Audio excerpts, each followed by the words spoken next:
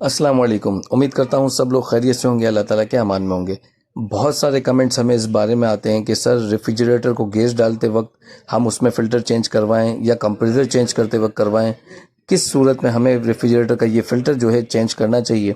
तो आज इस वीडियो के अंदर मैं इस चीज़ के बारे में ज़िक्र करूंगा और सारी डिटेल आपको बताऊंगा कि आया आपको फ़िल्टर चेंज करना चाहिए या नहीं, और अगर करना चाहिए तो क्यों चेंज करना चाहिए। इस चीज़ के बारे में मैं डिटेल से आपसे आज बात करने वाला हूँ। लेकिन उससे पहले आपसे एक छोटी सी रिक्वेस्ट है, मेरे चैनल को सब्सक्राइब करें और इस वीडियो को लाजमी लाइक करें और कमेंट किया करें ताकि हमारी वीडियो और लोगों तक भी पहुंचे। तो बिना टाइम ज़ाये के वीडियो को शुरू करते हैं और आप लोगों को बताते हैं कि रेफ्रिजरेटर के अंदर फ़िल्टर क्यों ज़रूरी है और उसको चेंज करना क्यों ज़रूरी है, कब इसको चेंज करना चाहिए, ठीक है, कब ये बेस्ट पोजीशन में होता है, कब इसकी कंडीशन बहुत ज़्यादा ख़राब हो जाती है। ये सारी चीज़ें इस वीडियो में मैं आप लोगों से जिक्र करने वाला हूँ। अब सबसे पहले तो इस फिल्टर की कंडीशन आप देखें। ये हमने उस रेफ्रिजरेटर से निकाला है जो कूलिंग नहीं कर रहा, गैस डालने के बाद भी कूलिंग नहीं कर रहा, बार बार चॉकिंग इशू आता है, बार बार यानी कि 4-8 घंटा चलता है, इसके बाद चौक हो जाता है, रेफ्रिजरेटर कूलिंग छोड़ देता है। कभी कभार 12 घंटे चलता है, उसके बाद सारी जो अंदर सामान पड़ा होता है वो सब एकदम से मेल्ट हो जाता है, बर्फ़ जो जम रही होती है वो सारी की सारी पिघल जाती है। तो उसकी सबसे बड़ी वजह होती है ये चीज़। ये आप देख सकते हैं कि रेफ्रिजरेटर की लाइनों के अंदर इस कदर ऑयल जमा है। ये इसके अंदर सिलिका जेल होता है, एक केमिकल होता है। इस केमिकल का बेसिकली काम यही है कि रेफ्रिजरेंट को प्रॉपर और बिल्कुल क्लीन करके वो आगे पाइप में थ्रो करे। अब जब आप देख सकते हैं कि ये जिस कदर ये जैम है, जिस कदर ये ऑयली है, इसका मतलब आपके रेफ्रिजरेटर में ज़बरदस्त किस्म का ऑयल लाइनों के अंदर है। ऐसी पोजीशन में आपको क्या करना है, हमेशा इसके रेफ्रिजरेटर के फ़िल्टर को चेंज करना है। इस सूरत में अगर आप रेफ्रिजरेटर के फ़िल्टर को चेंज नहीं करेंगे तो होगा वही, आप गैस इसमें डालते रहेंगे, कंप्रेसर भी यहाँ तक के ख़राब हो सकता है, कंप्रेसर भी आपका चेंज करना पड़ जाएगा अगर आपने फ़िल्टर चेंज नहीं किया।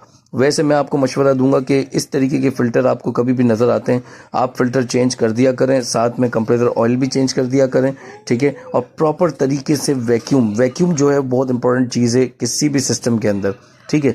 आपको थोड़ा सा जूम करके मैं दिखा रहा हूँ, देखें किस कदर ये ऑयली है।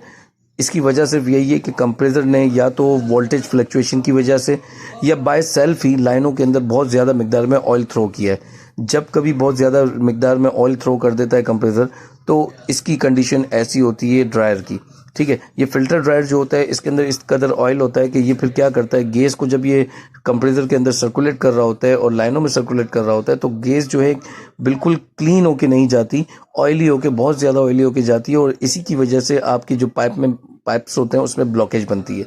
ब्लॉकेज बनने की वजह से आपका रेफ्रिजरेटर प्रॉपर काम नहीं करता। सेकेंडली कंप्रेसर जलने का भी खतरा रहता है। तो ऐसा फिल्टर कभी भी आपके रेफ्रिजरेटर के अंदर हो, सिलिका जेल जिसकी इस कदर जैम हो, तो पहली फुर्सत में आप रेफ्रिजरेटर का फ़िल्टर जो है वो चेंज कर दें। वैसे मैं आपको मशवरा ये दूंगा कि रेफ्रिजरेटर जब कभी गैस चार्ज किया जाता है तो कोशिश किया करें कि इसका रेफ्रिजरेटर का फ़िल्टर लाजमी बदल दिया करें, क्योंकि अक्सर टेक्नीशियन जो होते हैं उनको इल्म नहीं होता है इस बारे में और वो लोग गैस डाल देते हैं और उसके बाद ब्लॉकेज हो रही होती है, उसके बाद चॉकिंग हो रही होती है। क्योंकि जाहिर सी बात है, हम जब भी गैस चार्ज करते हैं तो घंटों बाद, 4-5 घंटों बाद ही कूलिंग का पता चलता है, फ़ौरन पता नहीं चलता। तो ये एक छोटी सी, मैं समझता हूँ कि एक सुस्ती है टेक्नीशियन की भी, और हम लोग वैसे टेक्नीशियन की ही सुस्ती है, क्योंकि हम अगर इसको प्रॉपर चेंज ही कर देंगे तो ये नौबत ही नहीं आएगी कि या चोकिंग हो या कुछ और इश्यूज़ हैं, ठीक है। लेकिन ये भी डिपेंड करता है कि टेक्नीशियन को इस बात का इल्म होना चाहिए कि उसका जो फ़िल्टर है, जो ड्रायर है सिस्टम का, वो इस कदर साफ़ है कि वो उसमें गैस रेफ्रिजरेंट जो है प्रॉपर तरीके से वर्क करेगी। ये टेक्नीशियन को पता होता है इस बारे में, ठीक है। तो कोशिश किया करें, न्यू टेक्नीशियंस होते हैं वो भी ख्याल किया करें कस्टमर के रेफ्रिजरेटर में। अगर आपको इल्म नहीं है और अगर आप नहीं समझ सकते तो उसको लाजमी चेंज किया करें, ठीक है। तो कस्टमर की चीज़ होती है, लेकिन लोग पैसे दे रहे होते हैं रिपेयरिंग मेंटेनेंस के लिए, तो कोशिश किया करें, ये एक छोटी सी चीज़ है, इसको भी डाल दिया करें अपने काम के दौरान, ठीक है। तो इस रेफ्रिजरेटर के अंदर ड्रायर का बहुत अहम काम है।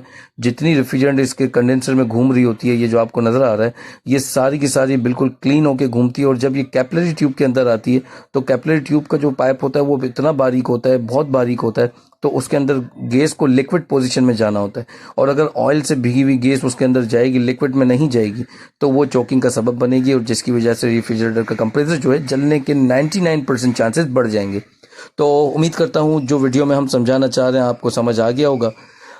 इस तरीके की मज़ीद वीडियोस देखने के लिए हमारे चैनल को लाजमी सब्सक्राइब करें, बेल आइकन पे क्लिक करें ताकि हमारी वीडियो का नोटिफिकेशन आप लोगों को बर वक्त मिल सके और हमारी वीडियो से आप हमेशा फ़ायदा उठा सकें। अपनी कीमती राय से कमेंट में ज़रूर हमें बताएं और किस टॉपिक पे नेक्स्ट वीडियो हमें बनानी चाहिए कमेंट करके लाजमी बताया करें। ये वीडियो कैसी लगी इस बारे में भी हमें कमेंट में बताया करें ताकि हमारी वीडियो की रीच बढ़े और लोगों तक और सब्सक्राइबर तक ये वीडियो लाजमी जाया करें। ठीक है, तो उम्मीद करता हूँ आपको कंटेंट हमारा अच्छा लगेगा। हमारी मज़ीद इन्फॉर्मेशन वीडियोस जो हैं वो चैनल पे मौजूद हैं, आप लोग जाके देख सकते हैं। हमें यूट्यूब पे, टिकटॉक पे, इंस्टाग्राम पे और तमाम सोशल मीडिया पे, इवन फेसबुक पे भी आप हमें फॉलो कर सकते हैं स्मार्ट टेक स्किल पेज पर। और जो टॉपिक पे आपको वीडियोस देखनी हो हमें कमेंट करके लाजमी बताएं। अपना बहुत सारा ख्याल रखें। अल्लाह हाफिज़, अल्लाह निगहबान, फ़ी अमान अल्लाह।